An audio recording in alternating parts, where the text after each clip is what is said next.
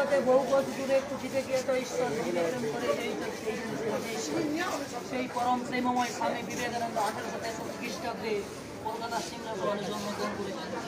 বাবার নাম ছিল বিশ্বনাথ দত্ত আর মাতার নাম ছিল রমাপতি দেবী।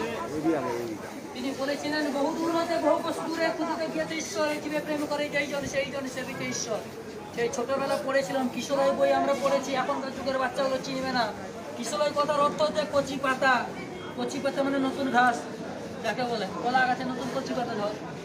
তো সে কচি পাতা সহজ পাঠটা এখন রবি ঠাকুরের আছে, সবাই পড়ছে। শালমুড়িতে হক খক শুয়ে বসে তাদের খক খক। ছোটবেলায় পড়াশোনা করতাম, আগে ওই তো বললাম স্কুল, সরকার স্কুল কলেজে পড়াশোনা দেওয়ার জন্য, কিন্তু সেটা না দিয়ে এখন চাল ডাল আলু সোয়াবিন এইসব দিচ্ছে, বই খাতাও দিচ্ছে না, কিছুই দিচ্ছে না। এই 21 সাল আর 20 সালে দেখো না, মাস্টার বলছে বলে স্কুলটা খুলেছি পড়াশোনার দরকার নেই, ওই রেশন কার্ডের মতো রেশন কার্ড রেশন তুলতে যা, বই খাতা কলম কিছু দেবে না। সরকার শিক্ষা মানুষের প্রশ্ন তৈরি করে, তার জন্য ওই জায়গায় সরকার শিক্ষা দেবে না।